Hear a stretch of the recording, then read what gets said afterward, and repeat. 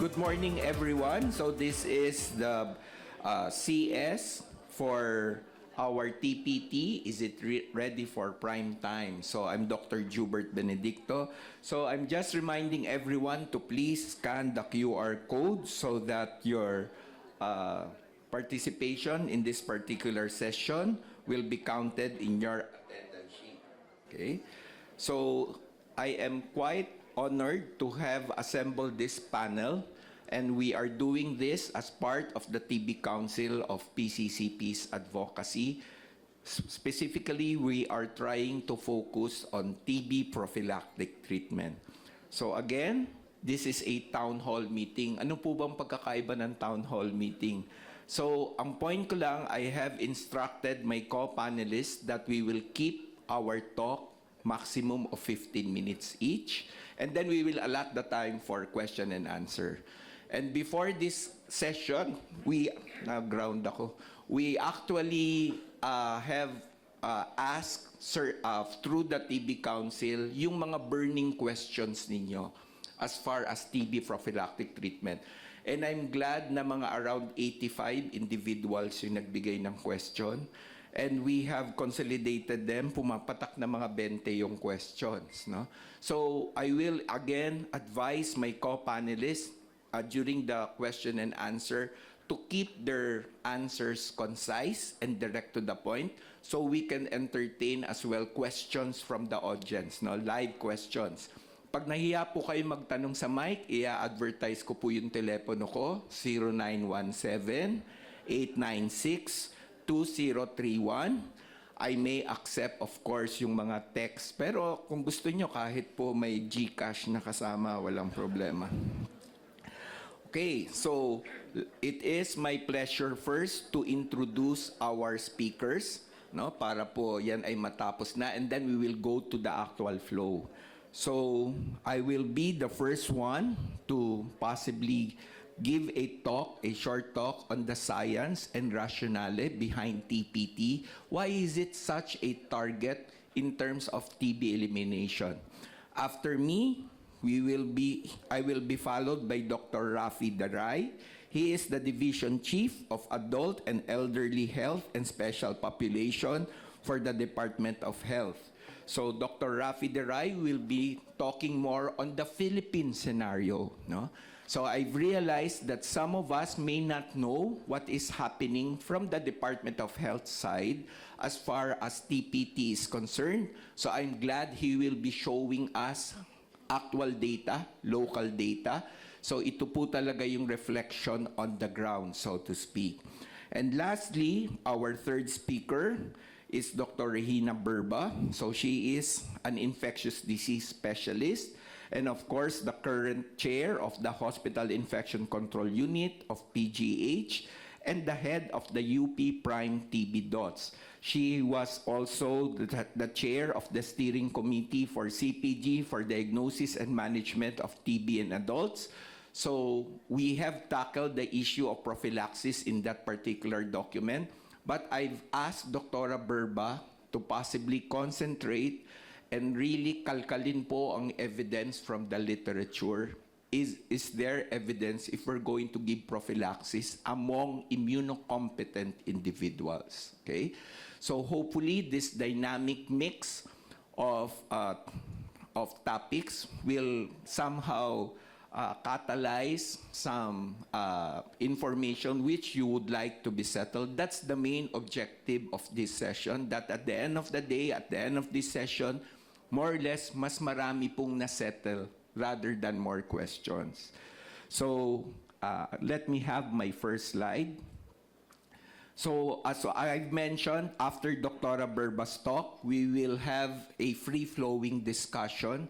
So kami pong tatlo ay nandyan sa stage. And as I've mentioned, yes, you can text, you can ask the question live, and also I will ask the questions from my sheet, no, coming from the various members of PCCP. So flash before you is just a snapshot as far as the 2023 Global TB Report is concerned. Nawala yung aking slide.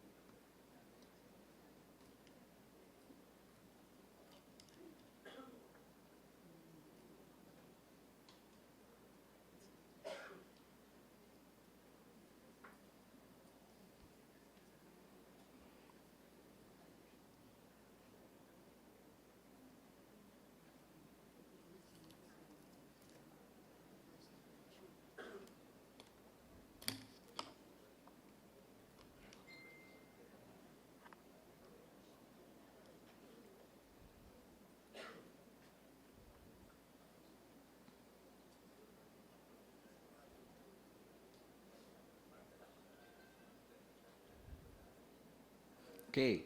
So, bago po ako magkaroon ulit ng tech difficulty, so this is the NTB strategy at a glance. So, I would just like to highlight to set the stage. Why is it important in terms of achieving the target? This has been called by a lot of experts already, that if we are to eliminate TB, let's say by 2035, we do need some percentage reduction in the absolute number of TB deaths. So kasama yan sa quiz kanina, 95%. A reduction in TB incidence by 20%. And of course, 0% of TB-affected households facing catastrophic total cost due to TB. Very ambitious aim if you are asking me. But definitely, kailangan. It's needed, it's imperative for us to really eliminate this TB. However, if you're going to look at it, next slide. So you can see that if we're going to look at certain milestones from the same document, next press please, I would like you to focus more, pakipress pa ho ng isa. I would like you to focus more on the TB preventive treatment targets. Experts from Korea will tell us that if we're going to hit those TB milestones and targets, we need to reduce 20% per year of TB. And that could not be achieved by the same things that we have been doing. And certainly, it was put forward that it is really imperative for us to have TPT interventions, because latent TB is being viewed as the reservoir for future TB diseases. Next slide. So you can see from this figure, this was the global prevalence of latent TB, a systematic review and meta-analysis. Nandun po yung Philippines. So you can see that our LTBI prevalence, based on estimate, is around 28 to 36%. So if you're going to look at it, tama nga naman, if you're going to control a disease such as TB, maybe you could hit it from various prongs. For your intervention to be more effective, that means you can achieve the targets. Next slide, please. So my main part now is the revisiting the science and rationale. Next slide. So this is the TB life cycle, so to speak. And we do know that once a person gets TB, aerosolized yung infection, and then it is said that for latent TB, among those who are exposed, 30% of individuals develop latent TB. No? Once you develop latent TB, around 10% lang naman yung associated with reactivation. And certainly, there have been identified, based on a lot of good literature, certain risk factors that may make that step more prominent. No? So HIV infection, uncontrolled diabetes, immunosuppression, like for example, use of steroids, tobacco smoke, alcohol consumption, etc. And look at this, no? It's one of the interventions which can tell us that among those with latent TB, binigyan mo sila ng preventive therapy, and therefore, mare-reduce yung chances nila of developing active TB. Next slide, please. So WHO has a good section on TPT. Next press. And as you can see, based on this document, it is 5 to 10% of those with LTBI has that tendency to develop active TB. TPT is being given to people who have been exposed to TB infection. That means household contacts. Those who are infected with TB bacteria, so those with latent TB, or who are at greater risk of developing the disease than the general population because of the risk factors I've alluded to. But then again, you may ask, kaya ba itong gawin? Is it possible? Yeah, do we have regimen at this point to be able to meet those intentions? Next slide. Okay. So first question that we need to settle, so this was from the WHO slide set. No? How protective is TPT? Studies have shown that TPT has that protective effect, 60 to 90%. So that means among those with latent TB, given TPT, 60 to 90% yung protective effect niya. That means those latent TB cases will not proceed to an active disease. And this was based on studies done way back in 1960s. You can see that isoniazid back then reduced TB incidence by about 55% over 6 years. And yes, there were various studies that came forward looking at various population. So I would just like to highlight that paiba-iba po yung population. In some cases, yun yung HIV, among those with HIV. Some cases, among minors. And then in some cases, as you can see, parating isoniazid yung ginagamit nila. That's why isoniazid became sort of a gold standard as far as TB prophylaxis treatment is concerned. You can see as well from all these trials, nagsimula po sila 12 months ng isoniazid. And because it was quite long, ni-reduce ng 9 months and 6 months. And then they have shown that there's not much difference between 6 and 9 months of isoniazid. That's why in a lot of TB programs, it is the 6 months of isoniazid which is being pushed as a TPT regimen. Next slide. Okay. There are various recommendations as well, other options for TPT. No? So as I mentioned, yes, regimen is available.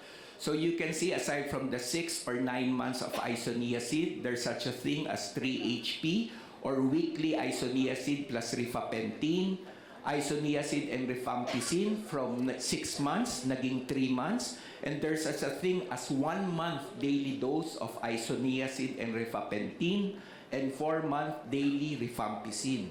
So it seems like hindi lang po efficacy yung binantayan, pero as far as compliance and safety is concerned. So those were the things that were really going through the researchers' mind. That's why they came out with other treatment regimen. Next slide. Of course, we can always say that those which are associated with less months on treatment, mas maganda yung compliance.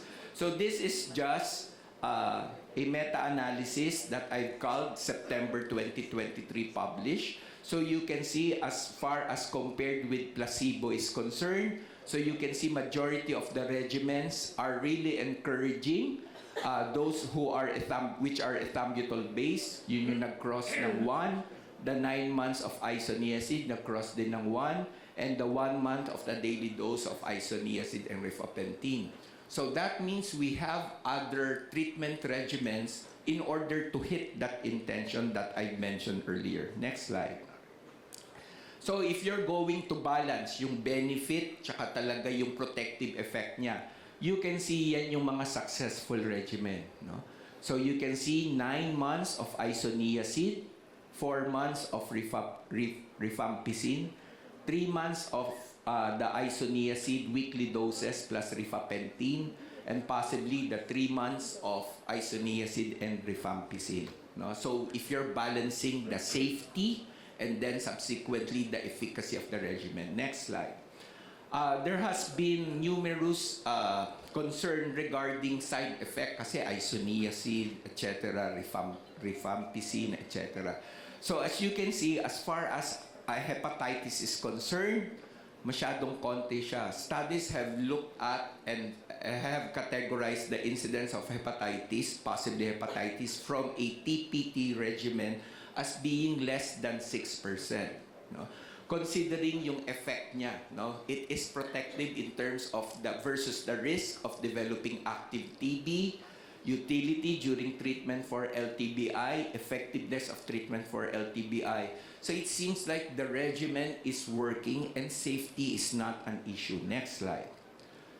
So this is better if you're going to look at it from a framework perspective. So basically, the main line of thinking is for you to identify those who would benefit from LTBI management, subsequently screen to rule out active disease, and possibly now test for LTBI among the population and possibly land at treatment options, no?